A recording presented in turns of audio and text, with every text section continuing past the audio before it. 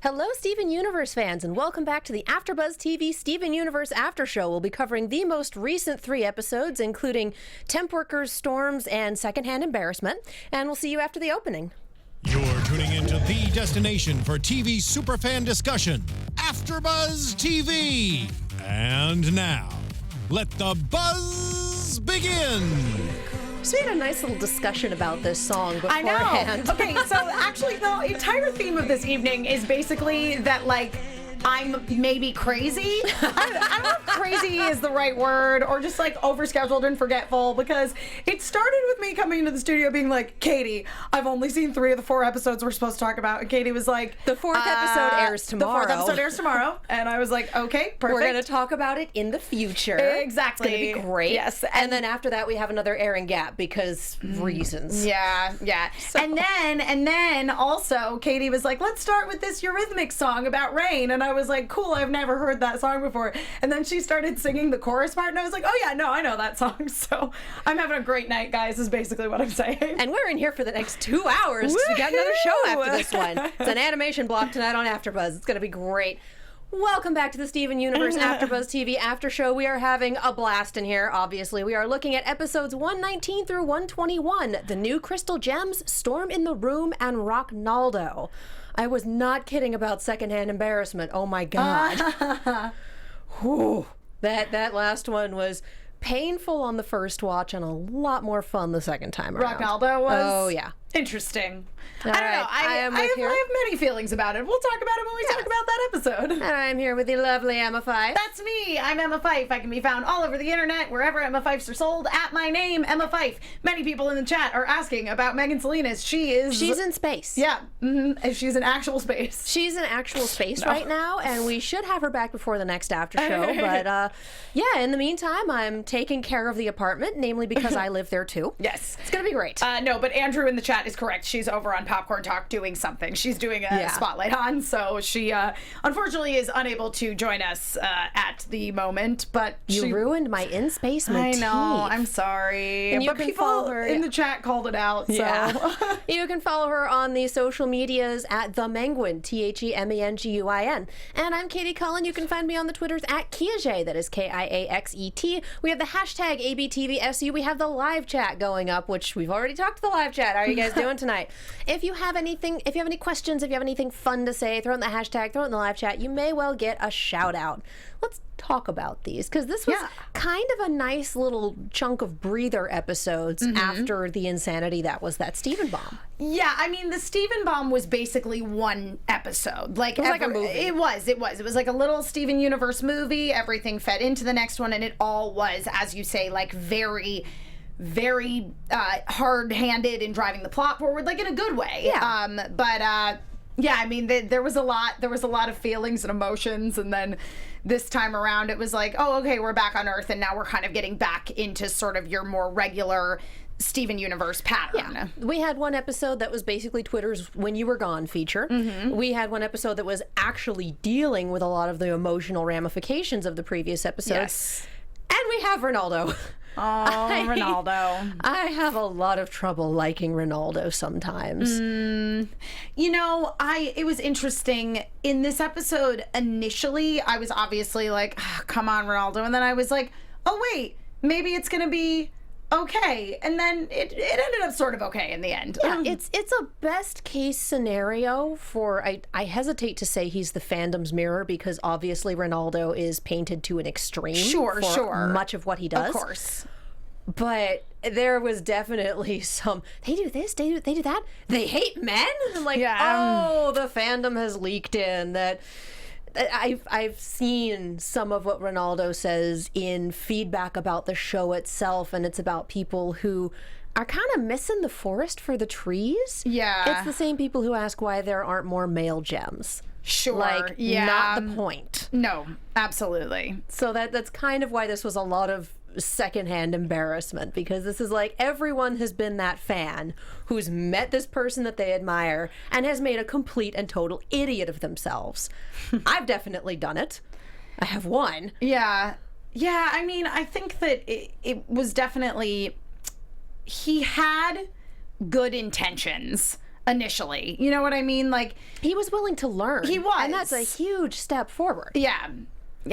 Like, all it took was for Steven to say, no, you're incorrect, and here's why, and no, we're still people, for him to go, oh, I'm really glad no one else took the pamphlets. Yeah, exactly. And then, exactly. So it was set up with like, rock monsters are taking over our planet. It's terrible. And then Steven's like, but the gems are rock people also. Rock people is offensive. Yeah, and he's like, oh, okay. Yeah, you're right. Let me atone for this. I'm gonna become a crystal gem, and that's how I'm gonna fix everything. And like, I wanted him to be more. I wanted him to do better in the segment where he was attempting to be a crystal gem. You know what I mean? But then he gets these ideas in his head about this is what a crystal gem should be. In its absolute form, the epitome, the archetype of a crystal gem. Sure. This is what it is. They don't sleep. They do this. A real crystal gem. Right. Like, buddy, you have no idea. Exactly. And then, some of it too, I think, comes from the wanting to one-up Steven, because Steven was also the one who kind of called him out, being like, no, bro, you're wrong. And of course, it's out of the goodness of Steven's heart that they were able to accept him in the first place, because Steven's like, we're all outcasts and weirdos, and he's that too, so we should accept him. And and in the end, it was like he didn't really make any progress. You know what I mean?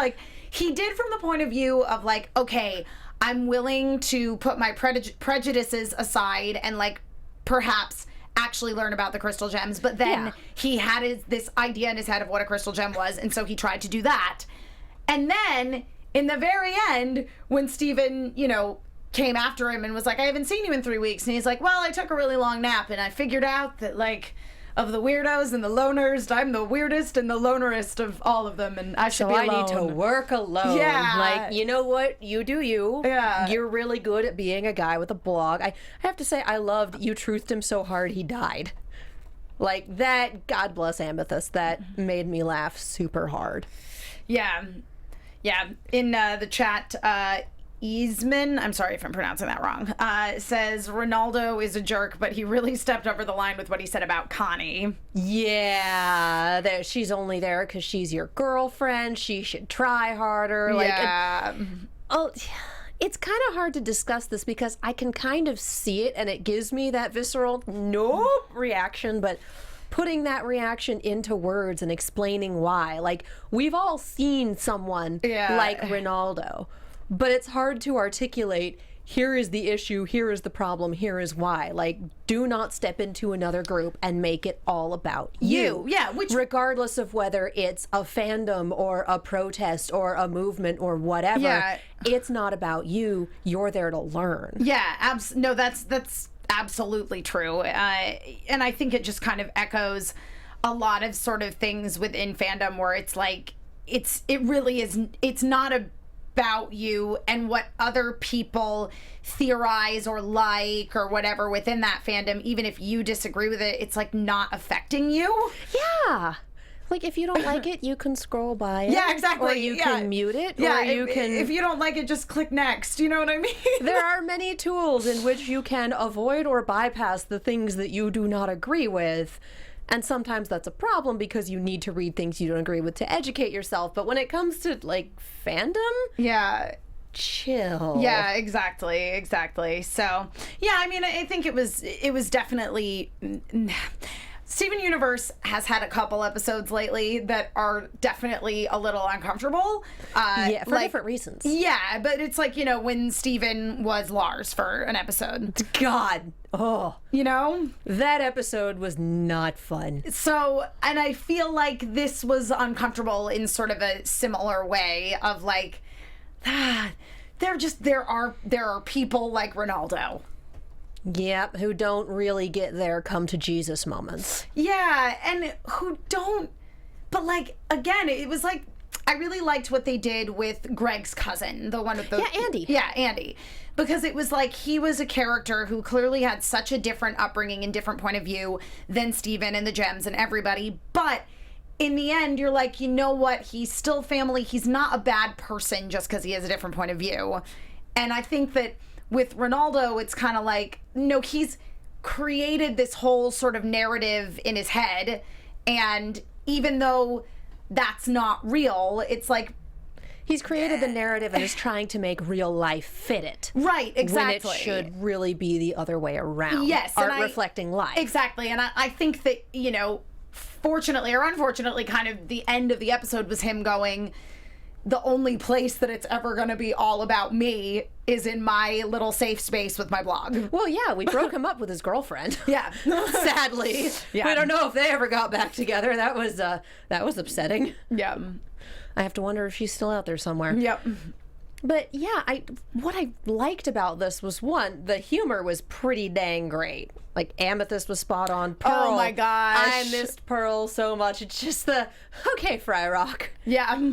It's not the weirdest house guest we've ever had. Like, Yeah. just bless you, you're wonderful. Yeah. But yeah, what I liked about this was just at the end of the day, he learned. Yeah. And he was willing to learn. And just it wasn't completely horrifyingly uncomfortable 100% of the No, time. it wasn't. Just about 70. Yeah, and on top of that, it's like he learned a little something, which is did. more realistic than him completely changing his ways over the course of a 10-minute episode. But he was also, well, and we had a 3-week time skip. But Yeah. he was also willing to change the pamphlet. Instead of doubling down because he was angry or bitter, Yes. he did put the real facts in Yes, there. I did like that a With lot. the magic of Photoshop. Yes. Oh, you're shaking hands with Pearl. When did that happen? It's the magic of photo editing software. Yes, because we cannot say Photoshop. It is copywritten. It is. Trademarked, we can copywritten, all the things. We can say Photoshop, We can but say they it, yes. can't. Correct. Yeah, so I think that's kind of I feel like a lot of these episodes are very much like, here's the long and short of it. Here's this little vignette. Yeah. And that's what we have. Yep. So I think that is the long and short of this one. Yeah. I'll give you the option. You want to talk about storms or temps? Let's talk about temps, because I like do that it. one. I'm wearing my Claude necklace that you got me. Yay! Because I love it. Just good Lord. I know this is something that fandom has been asking for a chunk of time, ever since it was, wait a minute, you're going to go and you're going to have these three protect. Oh my God, I need this team up episode. Yeah. And here we have it. Yeah, I mean, this is exactly what I wanted to see, specifically, as you mentioned, because, you know, the gems said to Lapis and Peridot to take care of Earth. Steven entrusted Connie with the care of Beach City. So naturally, we see them all come together to be the substitute gems. And I love that for all of them, it started with, I need to go live in the house. Yeah. Like, that is the obvious first step. Well, it was... And Peridot showing off her old room Yes. and showing the toilet. Oh my It's gosh, just- that was oh my so God. funny. Well, and I the thing that I thought was, they took being the crystal gems literally. They started LARPing the crystal gems. Yeah, exactly. I mean, that was the joke of the episode, was it was Yeah. like, okay, if we're gonna be the crystal gems, then we need to go live in the house, because that's what they do, instead of just being like, no, we can like live in our own houses and protect Beach City in our own way. Admittedly, all of them are pretty far outside of Beach City as it is, so there's a chunk of travel time. Yeah.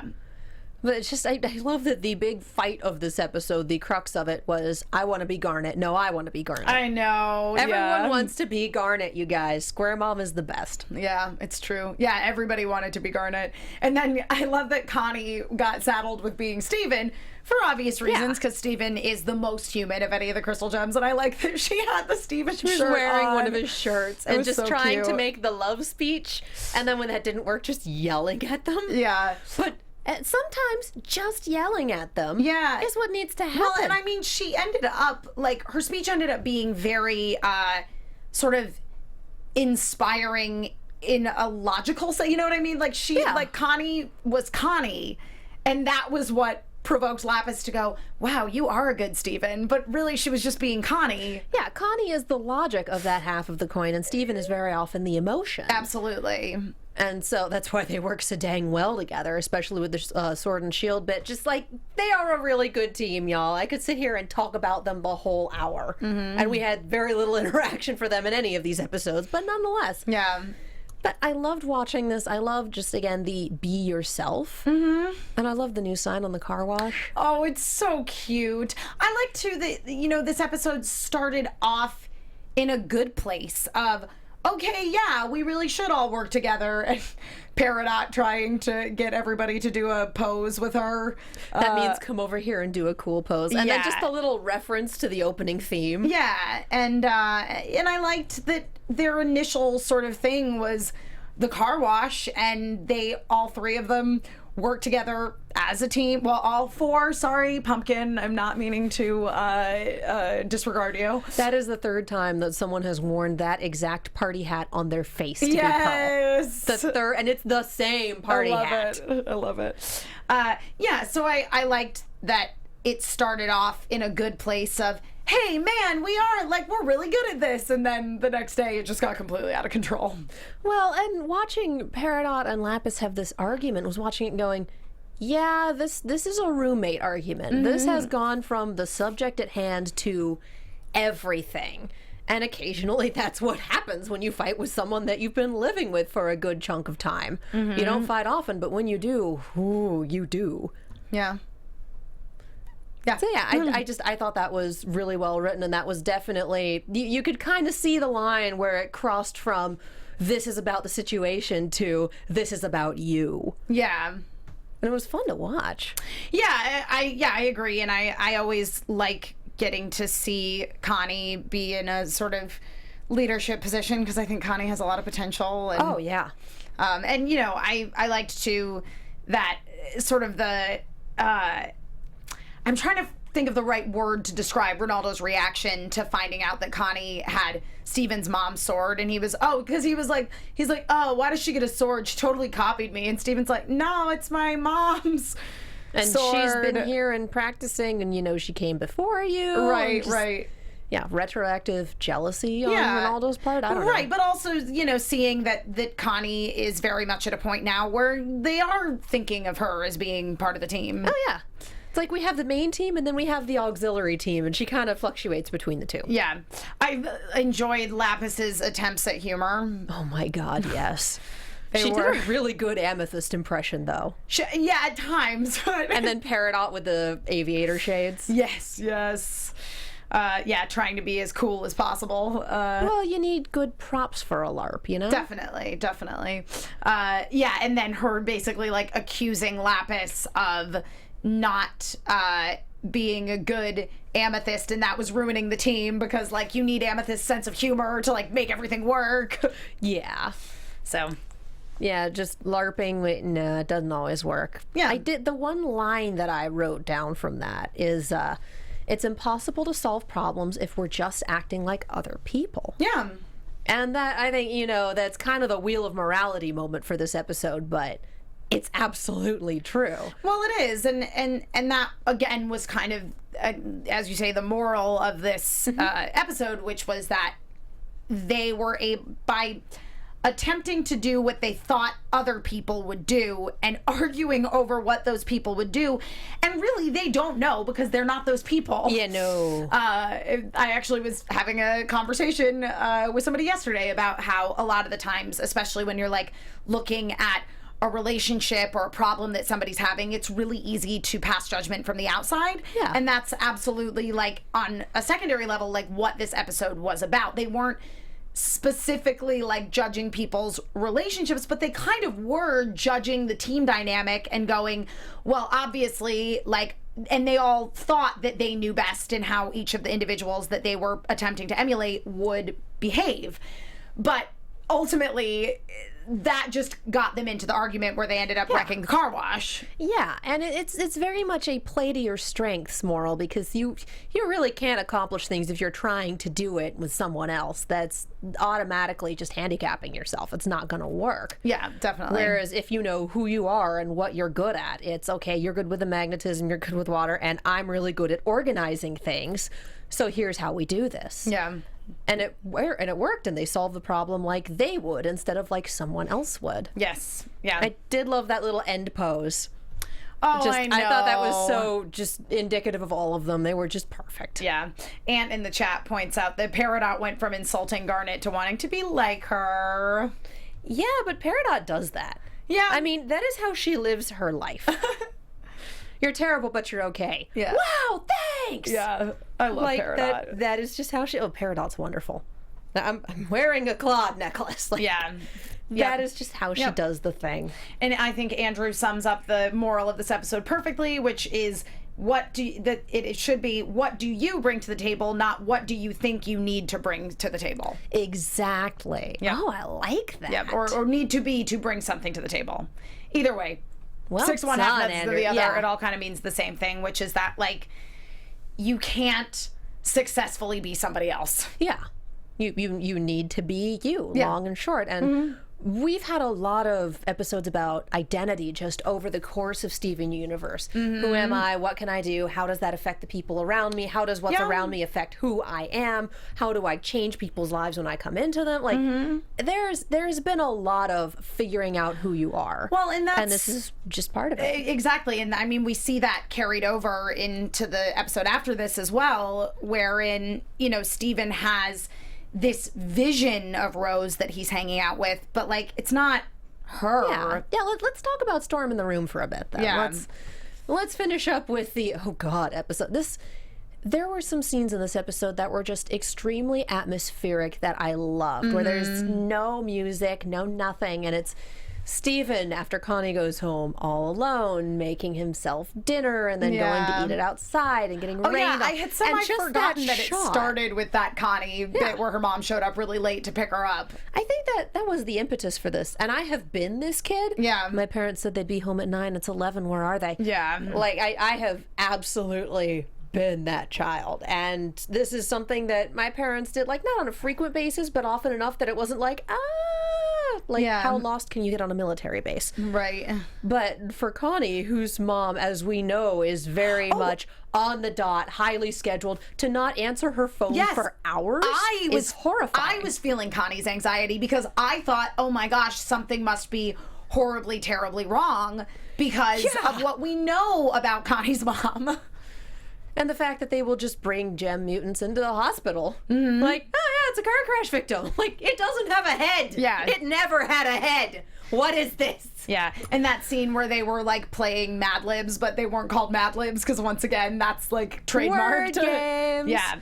And it was that and houses of cards and puzzles and like that. Just the stack of games was a really good way to show passage of time. It was. And also just sort of like, it was for Connie clearly like a way of sort of staving off anxiety. You know what I mean? Where you just like keep yourself really, really busy. Because I know when I would worry when my parents, didn't come home when they were supposed to come home, like I would absolutely just like draw 20 pictures, you know what I mean? Like, would find whatever was on TV. 90% of the time it was Balto. Great. Seriously. Would be Balto on Cartoon Network. Like that is my really weird nostalgia. Is my parents aren't home yet, but Balto's on. Oh man. Let's see. Andrew said that he thought Connie's mom was gonna have to have broken a bone or something, and Isman says, I thought Connie's mom was taken to the zoo. Oh God. I think we were all imagining the worst That here. would have definitely been like a hard left turn back into space. Yeah. Well, and that also they did a really good job of making the viewers feel that anxiety as well, because we also know Connie's mom. And it's just, if she's not calling and we're seeing Connie get anxious and we know what's out there because we have the nice third person view. Like we do. We have the dramatic irony going for us. And so it's just like, okay. Oh God, her phone just died and she had to cover a shift. Okay. Yep. Okay. Yep. But I'm totally Connie though. Like I am that person that especially my mom who like instantly responds to texts constantly and is always stalking me on Find Friends. Like if she doesn't respond to a text message within like an hour, I start to panic. Like, so I was really, I definitely sympathize with Connie in this episode. Yeah, and just the little, he's back from a spa. No, I said space. Yeah. Because Steven's still in the zoo getup, which is extremely like a Zootopia. weird spa. But I like that we had that as the impetus for almost everything that happens here, because Connie leaves and then he's alone. And we have that. I think the bit of this that just hit me really hard was him bringing the macaroni back in, and it's got like the dirt and leaves in it. And he's sitting at the table alone with his ruined microwave dinner. And I'm like, this is it. this is the pits. I have done the alone in the house while everyone else is out doing whatever thing before, and it's just awful. Yeah. And this show is really, really good at using its 11 and a half minutes of screen time. Yeah. To show what it needs to show. Yeah. And wreck your emotions. Yeah. And I mean, it was kind of it was sort of, Steven and Connie were kind of had opposite opinions about what was going on with Connie. You know what I mean? Because like Connie was freaking out that her mom wasn't picking her up on time, and Steven was so happy to have Connie there. Yeah, because everyone else was out installing the sign. And the joke about you'd be surprised how many of them it takes to screw in a light bulb. Like, this is a noodle incident somewhere. Yep. We had a light bulb problem at some point in time. It had to have happened. I'm sure someone has done fan art or a comic of it at this point. I just haven't found it. Totally. And if that exists, throw it in the hashtag. I want to see it. And then again, like with that nice third person perspective, you're able to go, oh no, I totally believe you, Steven. Like, yeah, no, I'm sure there was one point with light bulb. I'm sure that went super well. So, yeah, and just seeing Connie do the calm breathing exercise that we had from earlier episodes, just trying to calm down. Like, this episode's really good for callbacks. So, Steven gets upset and decides, okay, I'm going to go in the room. Mm-hmm. It's, hi, room. Is that a new cloud? Like, bless you. Yeah. And then I wrote so many quotes down from this. I know nothing in here is real, but I want to see my mom. Yeah. And so he absolutely knows that whatever the room comes up with is going to be a construct of what he knows and what he wants, because the room did it with Connie at one point. Like, oh, I want to see you in your new outfit. And then he ran off with his construct of Connie, not realizing. Right. Like, the room has done this before because that's what the room does. Yeah. And so he absolutely knows that it's not real and that it's never going to be real, but dang it, he just needs to see his mom. It's like a mixture of the holodeck and the room of requirement. Yeah. Yeah, and it's dangerous that way. And I mean, we had this whole arc about him losing his dad and freaking out and wanting his dad back. Right. Mm-hmm. And now his dad's gone for the entire day. And it's like, okay, I get it. I know he's safe. He's just at the car wash, but I'm really missing my parents. I'm really missing my mom. Like, he still has that big gap in him.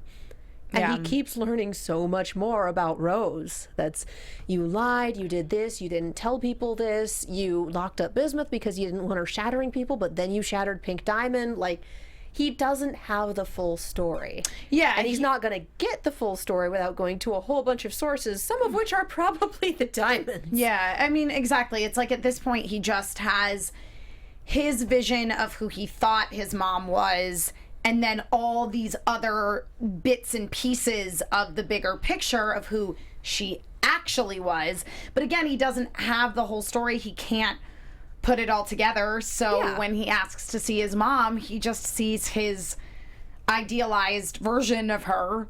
And we get the video games, and we get the sports, and we get the Charlie Brown moment, which was super fun. Yeah. And I'm sure they had a blast with that one. Yeah. But through most of it, Rose just sounded ingenuine. Oh, completely. Yay, you won. Yeah, it was Like, really, oh, it was really, really good acting on Susan Egan's part there. Oh, yeah. And in the chat, it was a little bit earlier, people were sort of talking about Room Rose and how she was even animated to look more like facially like Steven and to have more of his like speech patterns. So, and I noticed that as like, to me, she didn't, and I'm like, I don't know if it was just because of the really stilted acting choices, which were 100% intentional. Oh, yeah. But to me, it did seem like just a reflection of what Steve, like from the get-go, I was like, it's a reflection of what Steven wants her to be. Well, and Steven even knows this. Oh, yeah. Oh, totally. But he doesn't break the illusion until he goes for the selfie and the whole screen is black. Yeah. There's not even like the puffy clouds and whatnot behind him. It's black. Mm-hmm. And that makes you wonder about the metaphysics of rooms sometimes. Yeah. Yeah, I don't know. Yeah, it's a little... But yeah, and that just completely breaks it for him. There's nothing here. I'm just talking to myself. He starts getting angry. The room starts storming like it was outside. Yeah. Did you make me so you wouldn't have to deal with all your mistakes? Is that what I'm here for? That's the opposite. Talk about searching for identity. Well, in this, that's actually super relevant. So Renji in the chat points out, Rose kept secrets to protect the people she loved and probably hoped Steven wouldn't have to bear such a responsibility. Yeah. I mean, again, it really is the opposite. It wasn't that she had Steven so that she could, like, get away from all of her responsibilities. Just faff off. Yeah, it's like she wanted, like, I think she wanted Greg to have a chance to be happy with her in the form of Steven, and yeah, so it's rough, and Rose is an enigma wrapped in a mystery, so that's always and not here to answer any more questions, just a videotape and a flag and a lion and a bismuth. And that's it. So I did like that we got the bit with you. I told you that I loved you in the videotape. Do you really think that that's a lie? Like, I'm glad that Steven has seen the tape and knows that, and that came back around. Yeah. Because he is kind of arguing with himself via physical manifestation of his mom. Yes. Yeah, because I mean, that's what it was. This whole episode was Steven physically manifesting his conflicted feelings about his mother. Yeah. And then not really coming to a resolution, just, I have to deal with what you left behind. Right. And then leaves the room and goes back to his terrible dinner, and the storm's still going on. And we're back to no background music, no nothing. Stark silence. Yeah. After the really good music that we had the whole time he was in the room. Yeah. And again, that's just a really good choice to evoke all those emotions. Like, well, I feel dead inside now. Oh, everyone's back and they brought us a pizza. Yeah. Yeah. I love what a complicated character Rose is. Yes. And to see Steven, like, dealing with those feelings of sort of doubt towards his mother, whom he'd always kind of, like, idolized and thought of as being this incredibly, like, good figurehead champion of justice, not only because that's what he wants to imagine his mom to be, but based on the recollection that the crystal gems have of her, that's what she was. And they adored her. Yeah. Forwards and backwards and forwards again, like, no question. And so you're always going to have a different opinion of someone if they saved you, if they were the first person to accept you for who you are, Yes. if you look up to them. Like, you're always going to have that hero worship there. Yeah. And in some cases, unrequited love. And so it's going to change your opinion. Yeah. And then you look at her child and go, oh, yeah, no, she was great. She was fantastic. Yeah. You want this kid to think good things about his mother. Right. And then the real world comes a knocking and things get difficult. Yeah. Yeah, and I like that this character, who was, of course, initially presented as being like, oh, you know, she was like the main hero of the Crystal Gems, and she was our leader, and we loved her, and she was great and perfect and good, isn't. Well, no one can be perfect, and Yeah. that's the point. Yeah, no, absolutely. And I that's just one of the things that I am consistently really impressed with in Steven Universe, is how incredibly flawed the sort of mentor adult figures are. I just love how incredibly flawed everyone is. Yeah. Because we get realistic stuff from the teenagers, and we get realistic Sure. stuff. I think the only person we haven't gotten terribly realistic stuff from is Onion. And Onion is Onion. He's just, he's kind of an interesting little outlier there. Yeah. But again, it's like, it's just really, really nice to see a show wherein the adults are not black and white either way. You know what I mean? Because I feel like particularly in programming that is geared at a younger audience, sort of historically, the adult characters were usually like against the kids from the point of view of like, you're grounded or whatever, or the adults are like the bad guy figures, or the opposite, they're like the really great supportive wonderful parent. And Rose is, she's kind of somewhere in the middle of all that. Well, we're in an era of ongoing storytelling, Right. and we're in an era of much better, more nuanced cartoons that we haven't had since like the 90s. Sure, yeah, absolutely. And so adults here, adults in Gravity Falls, Yeah. adults in a lot of kids programming that we have now are more nuanced, more realistic. Yeah. And then the more outlandish their problems get, the more realistic they are as people. Totally. And how they try to solve them, how they deal with them. All that fun stuff. And as I say, like, I particularly like that Rose, the one thing that we can be absolutely certain of is that she loves her son. Yeah. And that's, if she's good or bad or whatever, she just kind of is. And so this was a good episode to watch. It had some emotional wreckage and some emotional catharsis, just like that last 30 seconds of everyone coming in and, you know, the lights coming on and we brought you a pizza and how are you doing? And it's just like, oh, I needed that. Yeah. That was a rough episode. Thank you for quietly repairing my heart in the last couple seconds. Yeah. Right.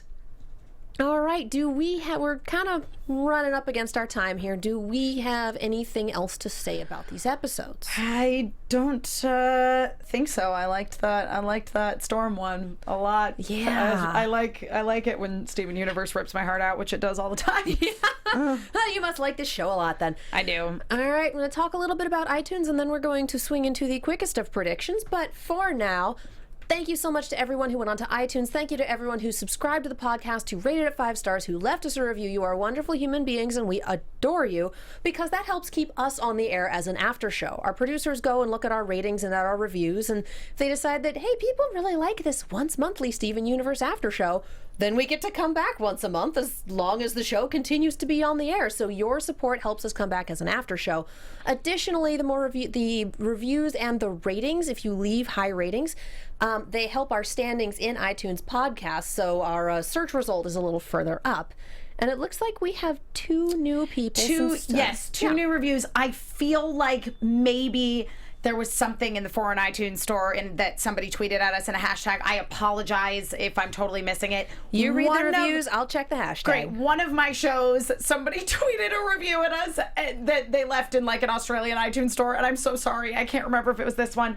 And also on top of that, iTunes is like being crazy right now, and like you try to sort reviews by most recent, and something from 2015 will be at the top. So I apologize if there's more than 2 and we're missing you, but thank you to... Admittedly, these look pretty chronological. Okay, but anyway, so thank you to Martin exclamation point and Tom Preston for your 5-star reviews. We appreciate you. We adore you, you lovely human beings. Thank you. And it doesn't look like there's one in the hashtag. Okay. So we set. The quickest of predictions. Your AfterBuzz TV predictions. I love it. Tomorrow's episodes. They move it to Friday, and it just throws us. Hey-o. Tiger Philanthropist. Well, obviously, Tiger Millionaire is coming back. Yeah.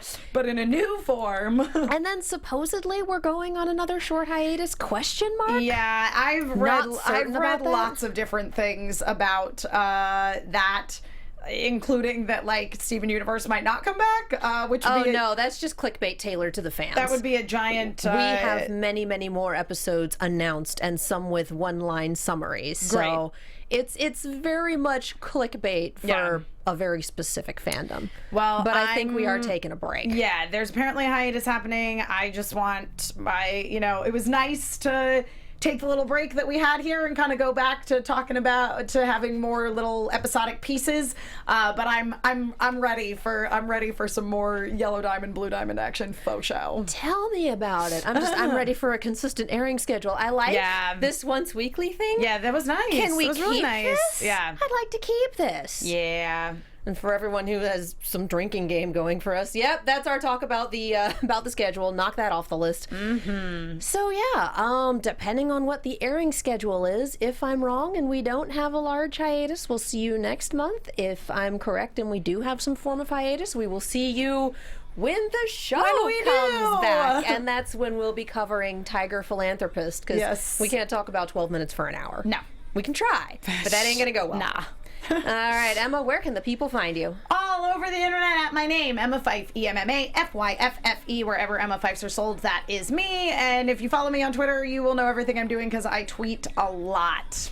You can find Megan Salinas on the internets at The Menguin. That is TheMenguin. She does a whole bunch of shows on AfterBuzz TV, and she also writes articles for the Movie Chick. That's Chick with 2 Ks. Check those out.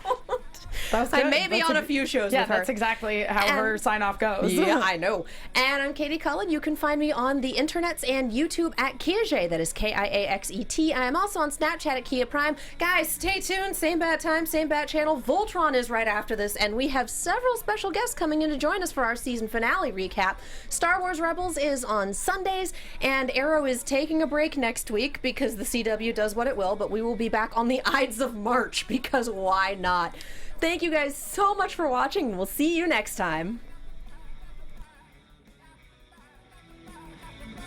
From executive producers Maria Menounos, Kevin Undergaro, Phil Svitek, and the entire AfterBuzz TV staff, we would like to thank you for listening to the AfterBuzz TV network. To watch or listen to other after shows and post comments or questions, be sure to visit AfterBuzzTV.com. I'm Sir Richard Wentworth, and this has been a presentation of AfterBuzz TV. Buzz you later. The views expressed herein are those of the hosts only and do not necessarily reflect the views of AfterBuzz TV or its owners or principals.